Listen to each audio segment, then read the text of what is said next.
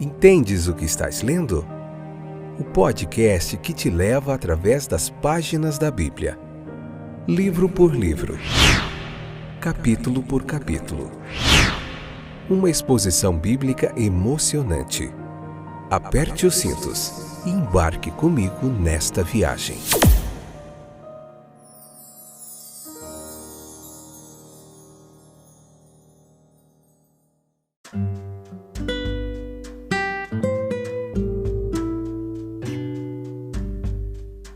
Olá, estou de volta, eu sou o Fábio e esse é mais um excepcional episódio do podcast Entendes o que estás lendo.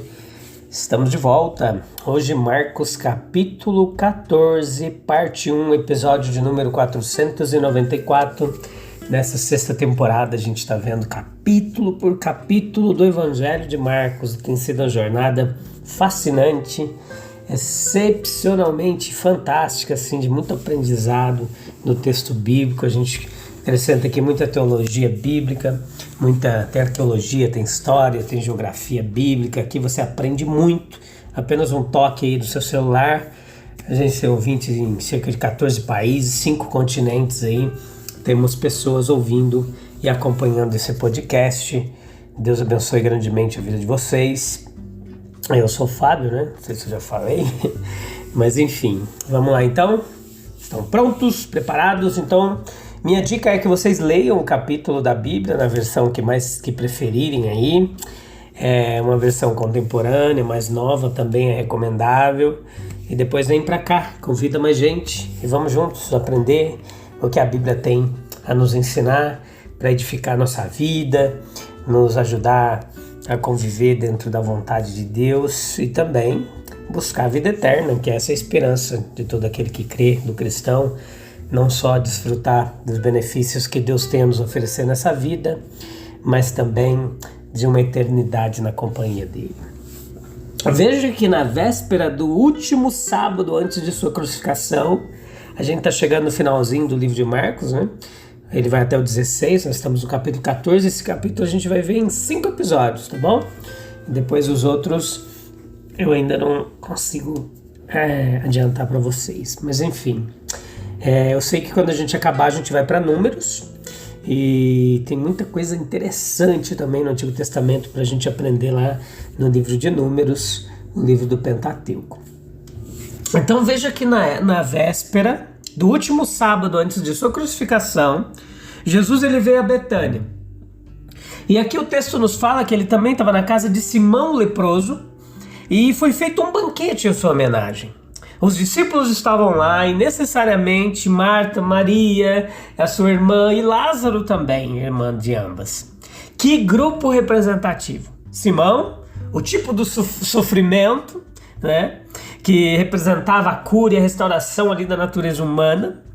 Lázaro, um testemunho vivo do poder do Senhor sobre a vida e a morte.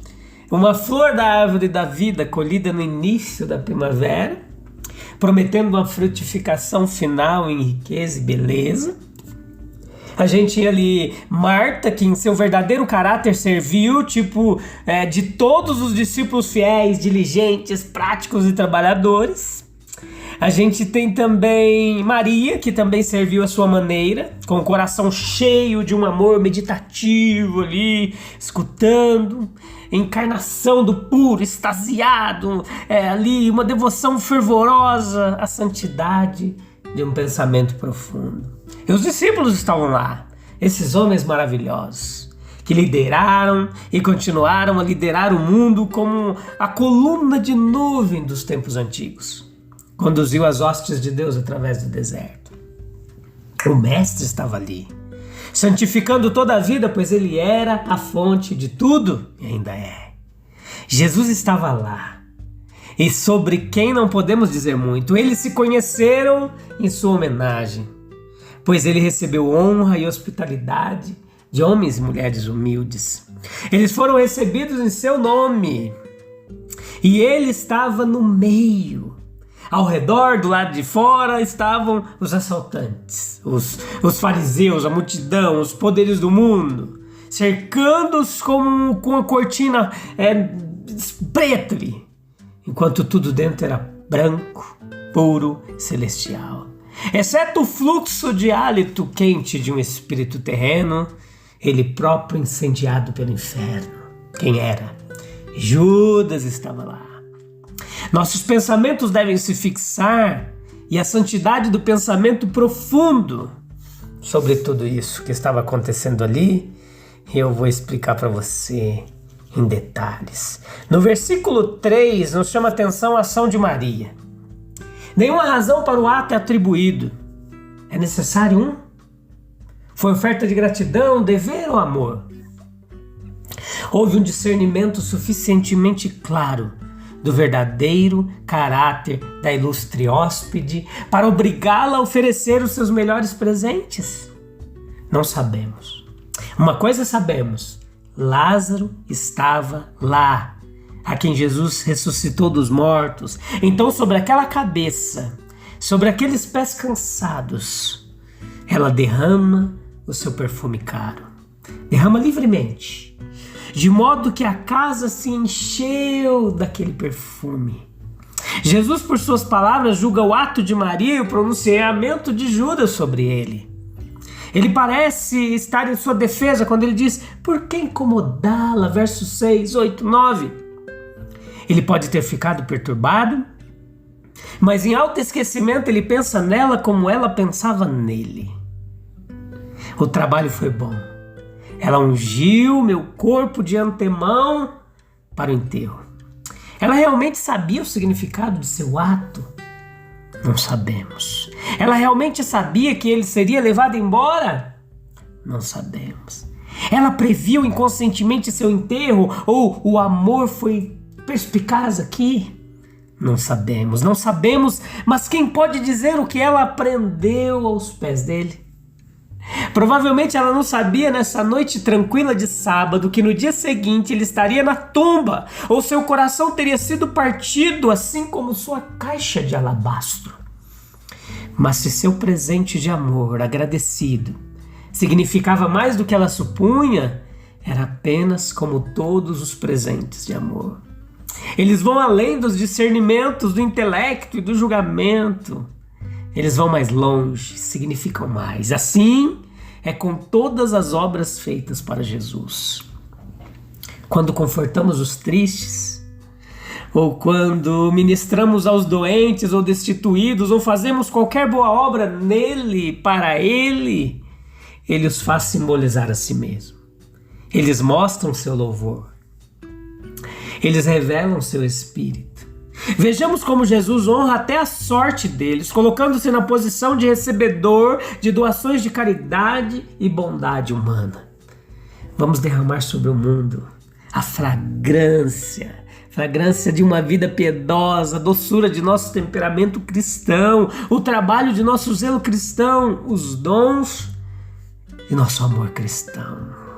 No capítulo 14, versículo 1 ao 11, versículo 18 ao 21 e versículo 43 ao 50, o texto foca na traição de Judas.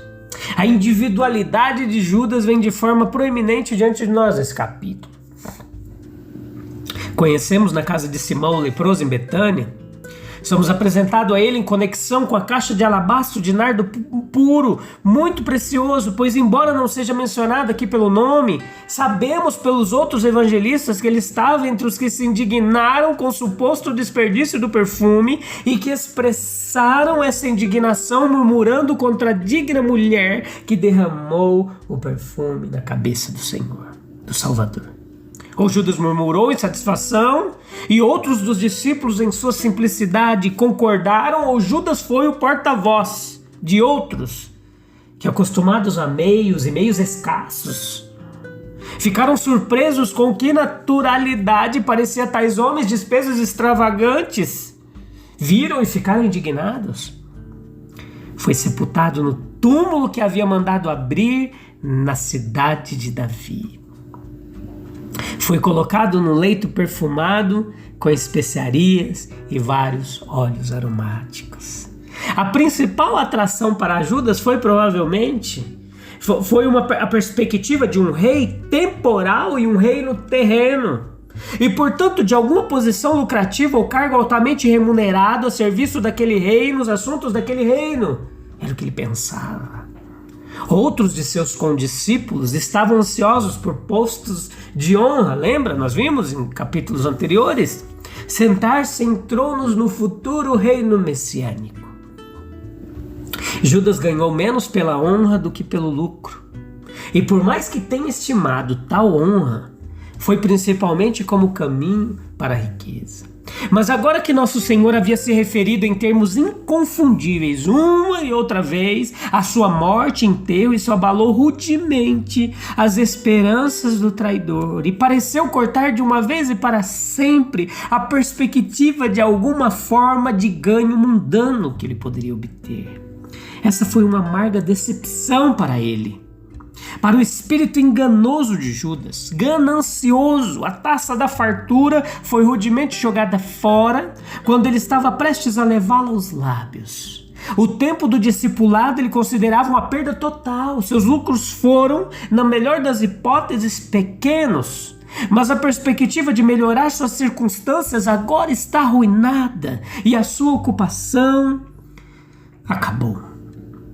Tentador e até mesmo torturante, como tudo isso deve ter sido para ele, outra decepção, embora menor, é acrescentada.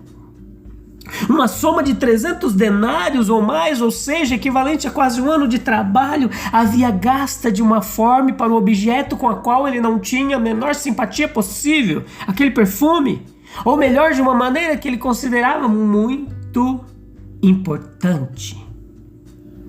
À frente do bando estava Judas. Com ele os soldados romanos com suas espadas e os servos dos principais sacerdotes com bastões, porretes, bastões ali. Tendo enfrentado as tentações da alma na solidão da oração, o Senhor agora está mais apto a enfrentar as provações externas, das quais o jardim também é um cenário.